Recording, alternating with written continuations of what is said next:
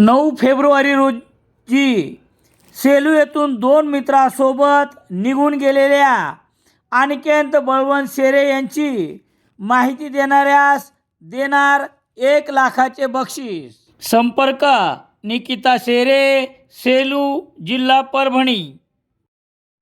सेलू शहरातील नगर परिषदेचे नवनिर्वाचित नगराध्यक्ष मिलिंद सावंत यांच्या अध्यक्षतेखाली बुधवार 14 जानेवारी 2026 रोजी झालेल्या नगर परिषदेच्या सर्वसाधारण सभेत सेलू नगर परिषदेच्या उपाध्यक्षपदी साईराज मुकेशराव बोराडे यांची एकमताने निवड करण्यात आली आहे। यावेळी मुख्याधिकारी तुकाराम कदम, उपमुख्याधिकारी BS चव्हाण यांची प्रमुख उपस्थिती होती।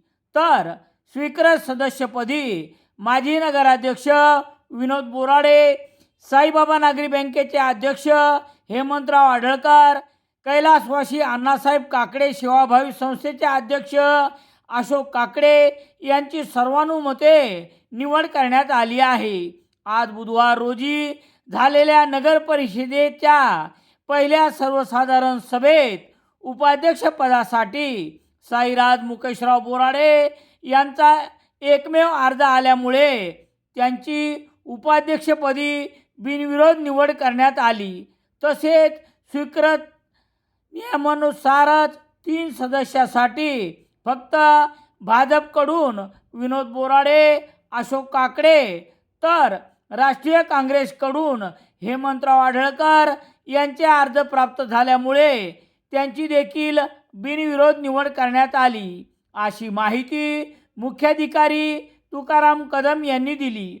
पत्रकारांशी बोलताना दिली। नगर परिषदेच्या नूतनीकरण पूर्ण झाल्यानंतर लवकरच येथील विद्यानगरमधील श्रीरामजी भांगडिया उद्यानात भांगडियाजींचा पुतळा तसेच नगर परिषद सभागृहाला त्यांचे नाव देण्यात येणार आहे। तसेच नगर परिषदेच्या लोगोमध्ये शहराचे ग्रामदैवत केशवराज बाबासाहेब महाराज यांचा फोटो घेण्याचा ठराव संमत करण्यात आला असून लवकरच पालकमंत्री मेघनाताई साकोरे बोर्डीकर यांच्या उपस्थितीत हा उद्घाटन व लोकार्पण सोहळा घेण्यात येणार आहे, असेही श्री कदम यांनी यावेळी स्पष्ट केले। शहरात गेल्या 15 दिवसापासून नगरपालिकेच्या प्रशासकीय कारभाराच्या विरोधात उपविभागीय अधिकारी यांच्या कार्यालयासमोर सुरू असलेल्या श्रीनिवास उघडे यांच्या उपोषणाचा प्रश्न पत्रकारांनी उपस्थित केला असता शहरातील भाडेतत्वावर देण्यात आलेल्या सर्व जागा या नियमाला धरून परिषदेच्या उत्पन्नात वाढ व्हावी यासाठी दिल्या आहेत। याबाबतची सर्व कागदपत्रे उपोषणकर्त्यांना लवकरच देण्यात येतील व यात काही गैर असेल तर त्यांनी न्यायालयात दाद मागावी, असे स्पष्ट केले। तसेच लवकरच याबाबत पत्रकार परिषद घेऊन आवश्यक ती सर्व माहिती पत्रकारांना देण्यात येईल, असेही मुख्याधिकारी तुकाराम कदम यांनी स्पष्ट केले। नगर परिषद झालेली पोलिसाशिवाय ही पहिलीच निवडणूक होती। पत्रकार परिषदेत बोलताना मुख्याधिकारी तुकाराम कदम, नगरपालिकेची पहिली सर्वसाधारण सभा होती।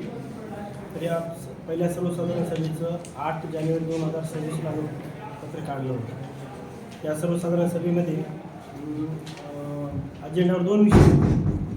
पहिला विषय होता की उपाध्यक्षाची निवड आणि दुसरा विषय होता की नामनिर्देशन सदस्य, जर आपण कॉप मेंबर म्हणतो त्या सदस्याची निवड।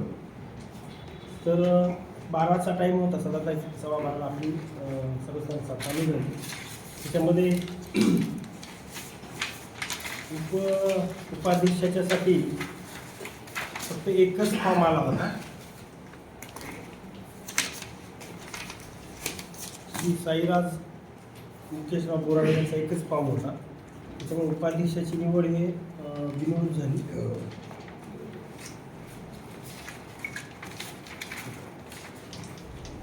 आणि त्यानंतर अजेंडा 2मध्ये जे होतं नामनिर्देशन सदस्याच्या बाबतीतला तो अजेंडा 2मध्ये होता. त्यामध्ये टोटल आपल्या नगरपालिकेला नामनिर्देश सदस्य 3 जागा होत्या. त्याच्यामध्ये